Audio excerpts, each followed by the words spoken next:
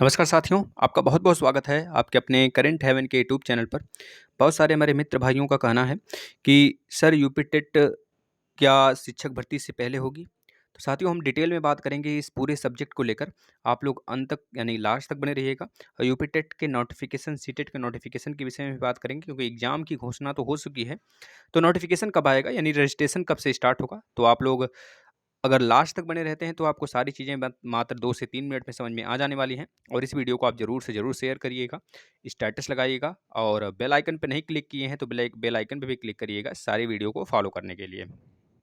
साथ ही शिक्षक भर्ती का सबसे बड़ा लोचा इस समय चल रहा है साथी, एक तरह से जब हम बात कर लें पहले शिक्षक भर्ती के लिए फिर हम सारी बातें करते हैं धीरे-धीरे। देखिए साथी शिक्षक भर्ती में पहले तो हमारे जो शिक्षा मंत्री जी हैं, श्री संदीप सिंह जी उनके द्वारा बहुत सारे एक तरह से कह लीजिए कि अनियमितताओं को प्रदर्शित किया गया। मतलब कि पहले छात्र और शिक्षक के रेशियो को उनको उनके द्वारा बताया गया, फिर उन्हीं के द्वारा बोला गया कि भर्ती हमारे यहाँ आने वाली है। फिर उनके द्वारा फिर से बोला गया कि फिर शिक्षक का और छात्र का अनुपात में अगर देखा जाए रेशियो आरटी एक्ट 2009 के हिसाब से, तो यहाँ पर मानक पूरा फुलफ़िल तो है ही, ख़ैर अगर शिक्षा मित्र भाई-बहन को इंक्लूड करके अगर बता रहे हैं, तो यानी कि वहाँ पर हमने देखा कि शिक्षकों की संख्या सरप्लस थी। अब बाद में फिर से एक पीएबी का न्यूज़ आया साथी कि वायरल हो रहा था काफ़ी ज़्यादा, हमने भी बनाया था, आपने देखा ही होगा। तो उसमें यह चीज़ें वायरल हो रही थी, बताया जा रहा था, वो भी सही था, हमने चेक भी किया उसको, वो सही था कि जो हमारे यहाँ शिक्षक और छात्र का अनुपात रेशियो को निकाल लिया जाए, तो हमारे यहाँ शिक्षकों की संख्या की भी आवश्यकता है, यानी 1 लाख प्लस 1,22,000 23,000 के आसपास में सीटों को बताएगा, लगभग 1.5 लाख था बच्चों, हमने निकाला था कैलकुलेशन के हिसाब से भी पीएबी के लिए।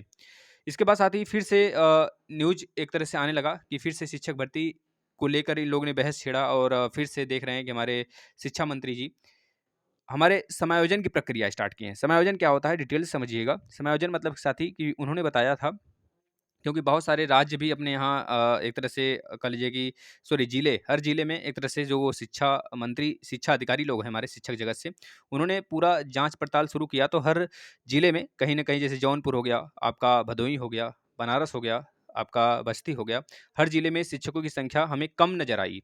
हर जगह 200, 2000, 3000, 1000, 1500 इस तरह से हर जगह शिक्षक प्राइमरी केवल प्राइमरी की बात कर रहे हैं साथी, प्राथमिक भर्ती की बात कर रहे हैं, उसमें शिक्षकों की संख्या की कमी हमें नज़र आई। इनके रिपोर्ट के हिसाब से जो शिक्षक और छात्र के अनुपात का इन्होंने रेशियो बताया तो वो सारा का सारा एक तरह से नष्ट हो गया, यानी कि भ्रष्ट कर लीजिए साथी, खत्म हो गया कहानी उसकी और उन्होंने जो भी बताया था सब कुछ फिजूल की बातें थी और गुणा-गणित इनको नहीं आता होगा, खैर भले पढ़े-लिखे वाले हों, लेकिन जो भी काम करेंगे यह अपने अनुसार नहीं करेंगे, इतना तो है साथ ही हमारे जो बुलडोज़र बाबा हैं, उनके बिना बताए गए रास्ते पर ये नहीं चलने वाले, या फिर उनके कोई भी मंत्री हों, स्वतंत्र नहीं होते हैं, है ना? जो भी चीज़ें हैं। तो ये चीज़ें हमें यहाँ से जानने को मिला और समायोजन का मतलब साथ है कि जो यह प्रक्रिया समायोजन का चल रहा है, जहाँ पर जैसे गाँव में और शहर में शिक्षकों की संख्या पहले अलग-अलग होती थी और गाँव का शिक्षक शहर में नहीं और शहर का शिक्षक गाँव में नहीं आ सकता था। लेकिन अब यहाँ पर उत्तर प्रदेश में हर एक गाँव और हर एक शहरी जो टीचर हैं, उनको फुलफ़िल किया जा रहा है, मतलब बराबर की संख्या में किया जा रहा है। जहाँ पे ज़्यादा है, सरप्लस है, शहर में अभी शिक्षकों की संख्या कम है, तो गाँव से टीचर को ट्रांसफ़र किया जा रहा है वहाँ पे। तो यह कम से कम यह जो प्रक्रिया है लगभग 6 से 7 महीने चलने वाली है।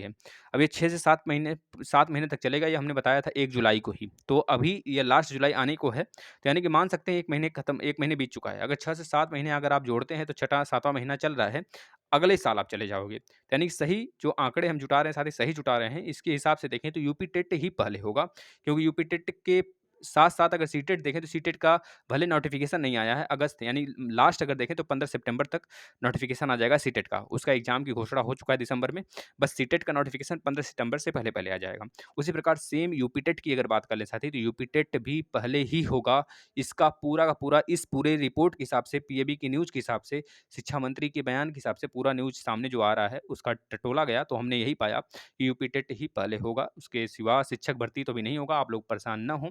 और रही बात शिक्षक भर्ती के लिए आप माँग उठाएँ। देखिए, हम लोग बहुत तरीके से फँसे हुए हैं साथी। पहली बात है उधर सुप्रीम कोर्ट फाइनल फैसला नहीं दे रहा है कि भई यूपी टेट सॉरी डीएलएड और बीएड को लेकर, क्योंकि उस सब में से अगर देखा जाए तो हमें तो पता है, साथ ही सबको पता है जो भी चीज़ें जो भी आने वाला है, क्योंकि सरकार उत्तर प्रदेश में भी बीजेपी की है और केंद्र में भी बीजेपी की है। अगले साल चुनाव होने वाला है और उसके पहले हमारे प्रधानमंत्री यानी कि साफ-साफ बोल चुके हैं इस बात को कि भाई शिक्षक भर्ती की यानी कि किसी भी डिपार्टमेंट में जितने भी एक तरह से पद खाली हैं, पोस्ट खाली हैं उसके लिए आप पोस्ट निकालिए, है ना? उसको फुलफिल करिए। इस बात को उन्होंने बोला और 10 लाख की बात भी की है हर एक राज्य में जहाँ पर उनका एक तरह से कह लीजिए कि है सीएम उनके हैं बीजेपी के।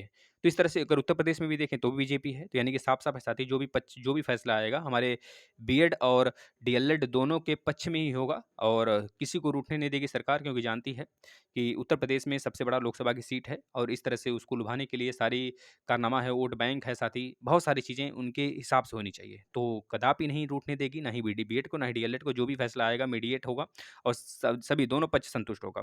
और रही बात राज्य सरकार के हिसाब से तो फैसला आने वाला नहीं है, जो भी फैसला आएगा हमारे सुप्रीम कोर्ट के हिसाब से आएगा और जो भी होगा अब आगे हम आपको बताते रहेंगे।